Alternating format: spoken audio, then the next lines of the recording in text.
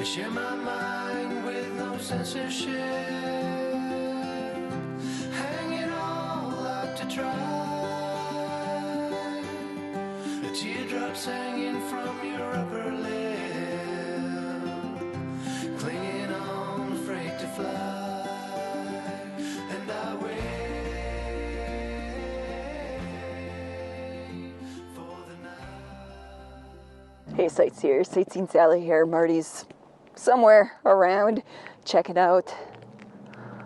This place over here, took a walk around the side of it. We're making our way back to Wisconsin.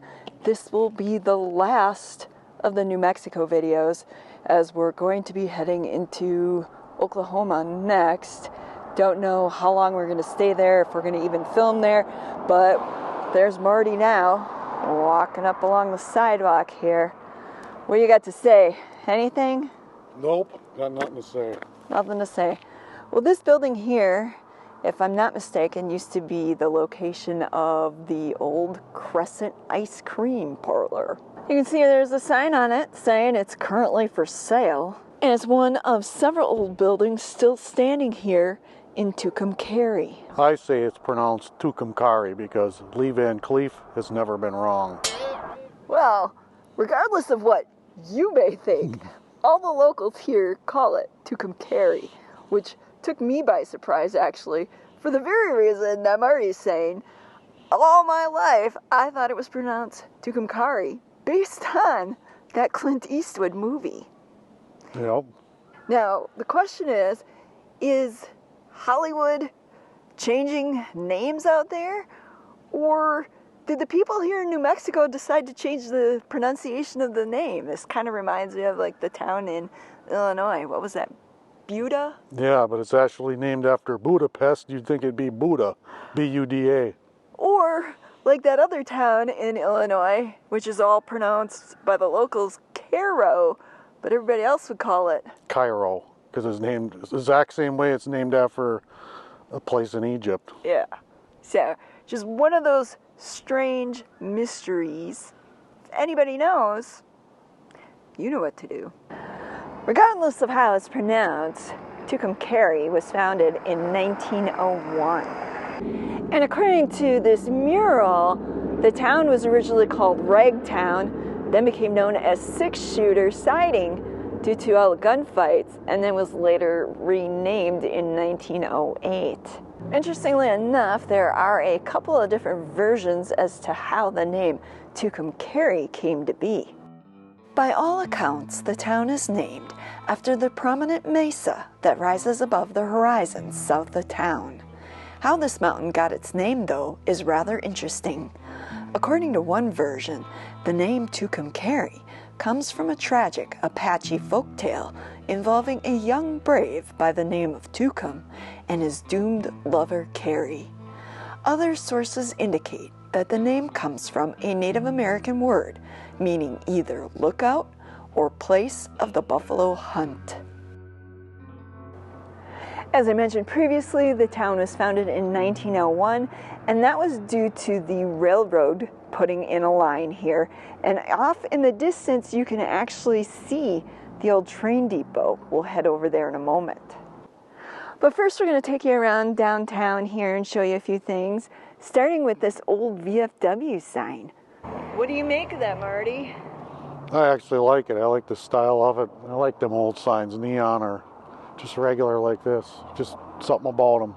Yeah, it is pretty cool. I don't think I've ever seen an old VFW sign like that before. Have you? No, it possibly could be repurposed, but it's a lot of work to do it. I don't know. There's a pretty cool sign sitting here. Now, I know a lot of people have probably already done Tucumcari with it being on Route 66. It's just that I've had this huge fascination with this town from the name. And going back to that old Clint Eastwood movie when Lee Van Cleef is talking about getting off, and he actually gets off the train in Tucumcari. I've just been fascinated with the town ever since. So we thought we'd come back and check it out. We have been here before, 6 years ago. I do have some footage from that, so we can compare and see what's changed. But moving on, in front of me is the old Princess Theater. Built in 1917, it's over 100 years old and is probably one of the older buildings here in town. And from the looks of it, they're trying to raise money to be able to restore it back to, well, or I don't know if they'll get it back to original condition or at least get it back to a state of being better than what it is. I know I hesitated when I said getting it back to its original condition, and that's because if you look at this old photograph of the theater, there once was this grand looking marquee that was attached to it out front. It's not there anymore. I don't know if somebody has it stored away somewhere, and I don't know how difficult it would be to replicate it, but I hope they're able to raise the funds that they need, because it would be really nice to see that back in its original glory. And then next door to the Princess Theater is this building, the old First National Bank building, now home to an antique store called La Tiendita. Inside, you can still find the original bank vaults, including this unique looking one called a cannonball vault. Starting out as the Exchange Bank of Tucumcari, the First National Bank was established when in 1902, H.B. Jones decided to move his bank from Santa Rosa to Tucumcari, resulting in a merger of the two. Located, according to one source, inside the former Federal Building, the First National Bank eventually moved into the building you see here. Newly built in 1948, the bank occupied this space for 18 years. One of the more well-preserved buildings from that time period. As you can see, much of the original structure still remains, including its bank vaults and teller's counters. According to its present owner, there used to be an old speakeasy across the street with an underground tunnel that reportedly ran between the two buildings. And then there's the original night depository, and if you look up above, you can see the detailing on the tile work there with cactus and other desert flora. In all the bank buildings I've seen in my lifetime, I don't think I've ever seen anything quite like this one. And then over here is what's left of the Sans Dorsey building. A tiny green space in the middle of downtown, because the building itself was lost in a fire. Originally known as the Federal Building, this former Main Street icon was built in 1910.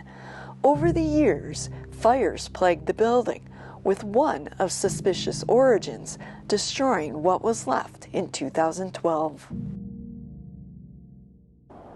What's left of the old Vorenberg Hotel, an upscale Spanish-style hotel built in 1910. It replaced Alex Street's Legal Tender Saloon.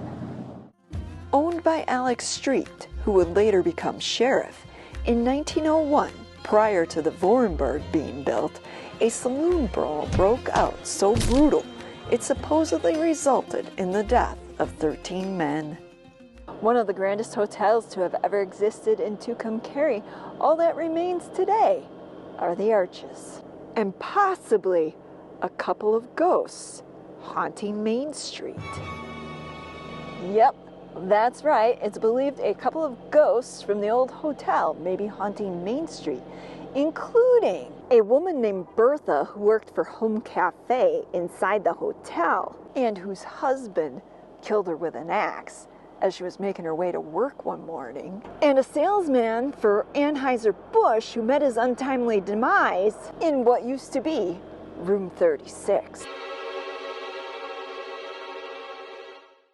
Here's a view looking down Main Street before the Vorenberg was built, back when the Legal Tender was still here, and now what it looks like today. It's amazing how things change over the course of 100 years or so. At one time, the downtown was the crown jewel of Tucumcari, and then Route 66 arrived in 1926. And initially, Route 66 was routed down Main Street, but then in 1937, for some reason, it was rerouted by passing the downtown.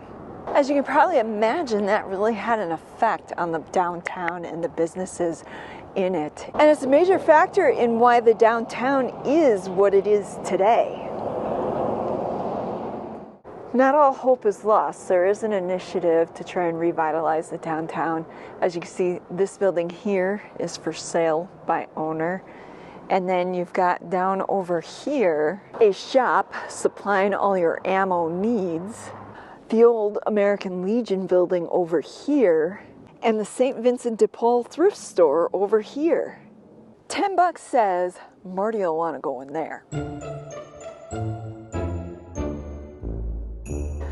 What did I tell you? $20 a pair. While Marty's scoping out the goods, I just want to point out that this building still has the old hardwood floor. You know, the kind that creaks when you walk across it. I just love these old floors. I wish I had a house like that with the old-time floors. Either this is an old department store or they've been in here a really long time.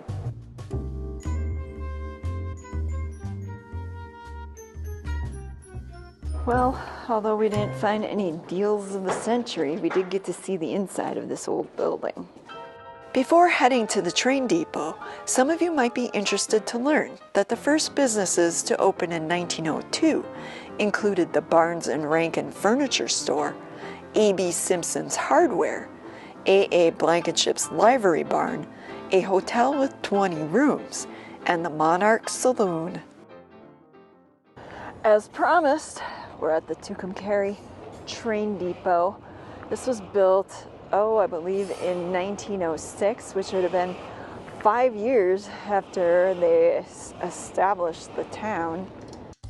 According to historical records, the Chicago Rock Island and El Paso Railroad began building their line through the area in 1901. By March of 1902, the first passenger train arrived in town. Shortly after, a wood-frame Rock Island Depot was built. Eventually, 4 passenger trains ran each day, along with freight, express, and mail trains. In 1926, the depot was replaced with this building. There was even a roundhouse here at one point, though it's no longer standing.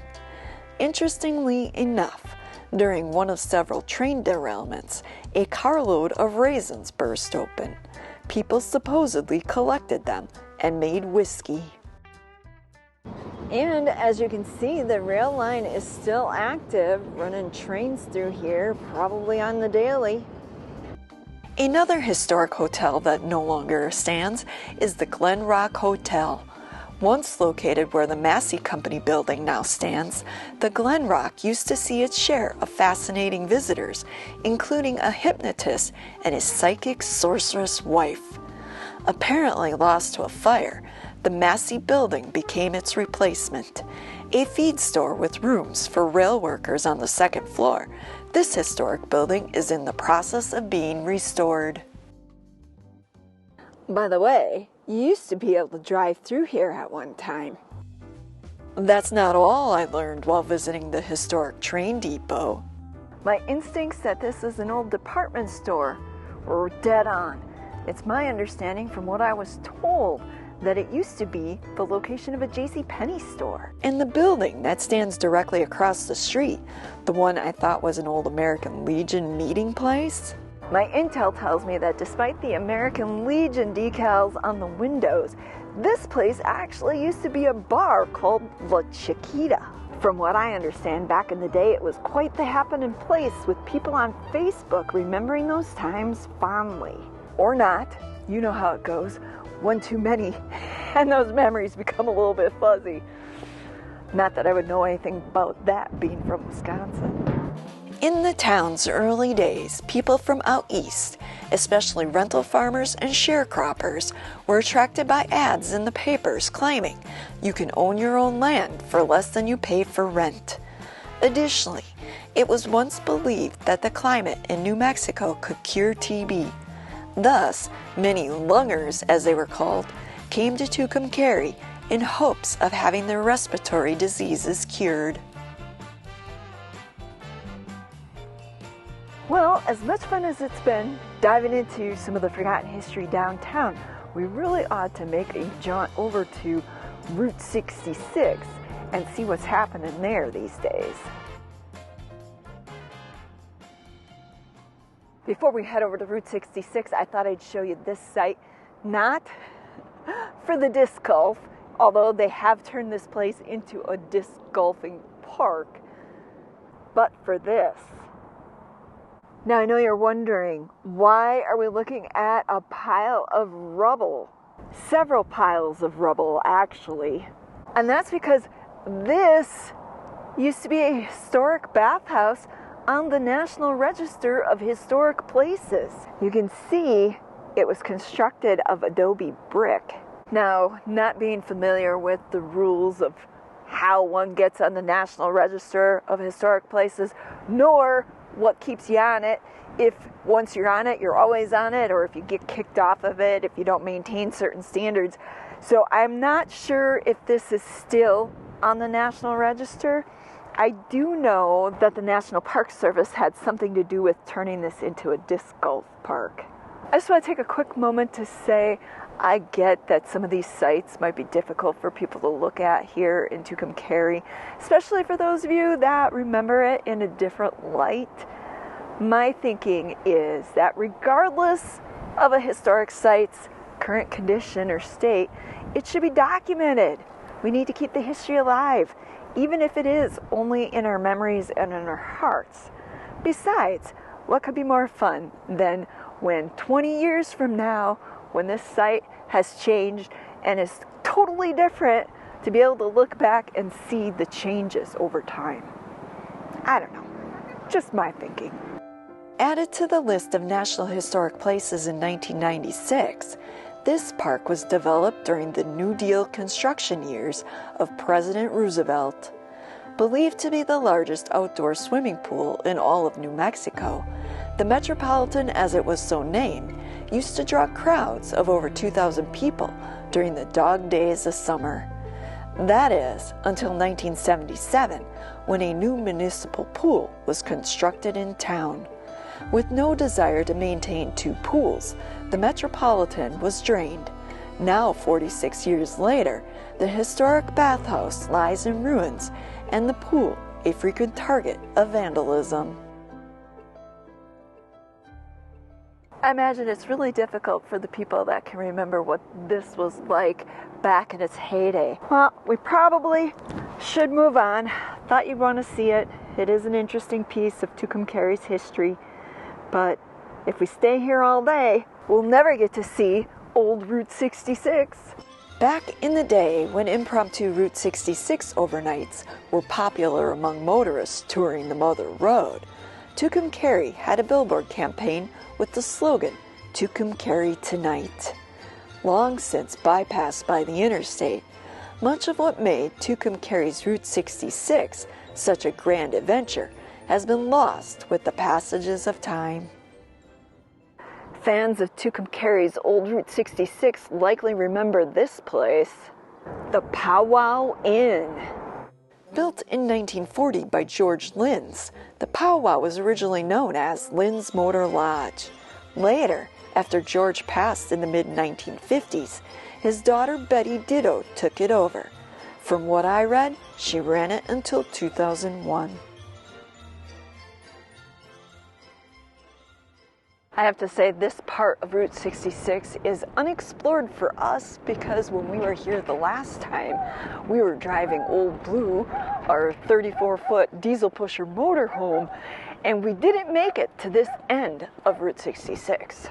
Given we had visited the eastern section of Route 66 some years ago, it was interesting to note the impact time had played on this part of Tucumcari. A lot has changed since we were here 6 years ago. Even the RV park we stayed in no longer exists. Instead, it's an O'Reilly's, which not very exciting to film that for you, especially since I don't have any old footage of the RV park to share with you. That's not the only change we noticed. Take, for instance, these next couple of places. For anyone interested, The Tucumcari Inn is currently for sale by owner. It even comes with an in-ground swimming pool. Yeah, Betty, this really isn't Motel 6. I don't think you want to leave your lights on. I see something of interest over here by Ken's Ice Cream. Does anybody care to guess what it is? And I'm not talking about the actual building itself. Give up?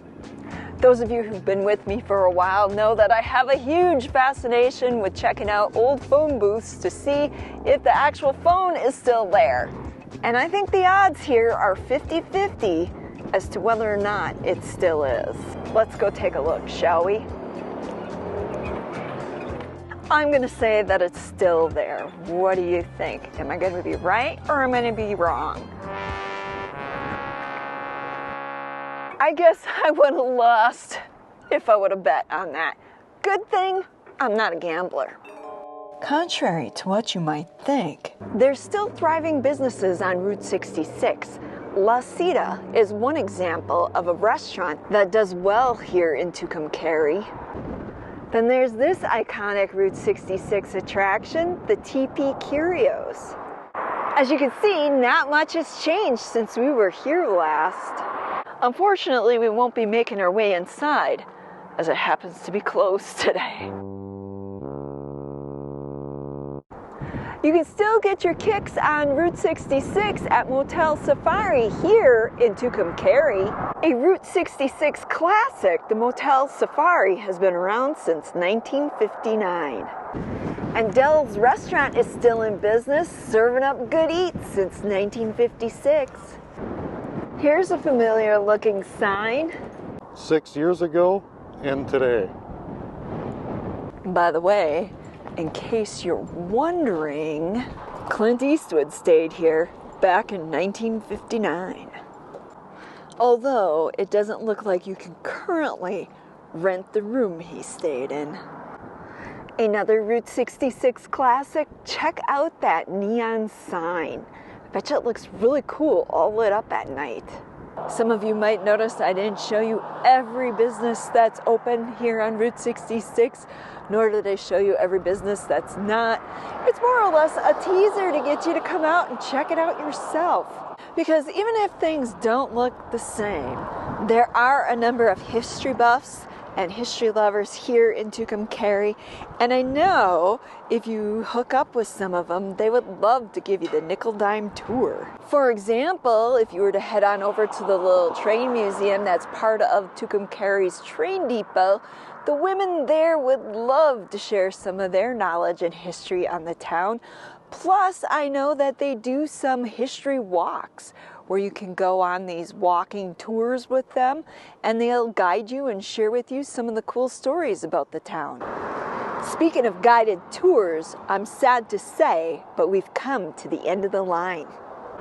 At the Blue Swallow Motel, one of the most iconic places here in Tucumcari, on the National Register of Historic Places. Many a weary traveler have stayed here, and I'm happy to say that this National Historic Landmark looks the same as it did 6 years ago.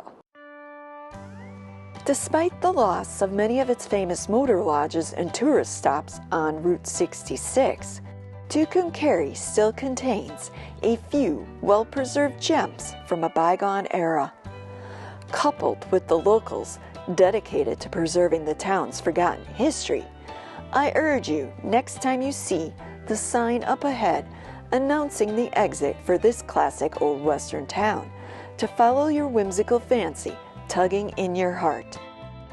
You might be surprised by what you discover.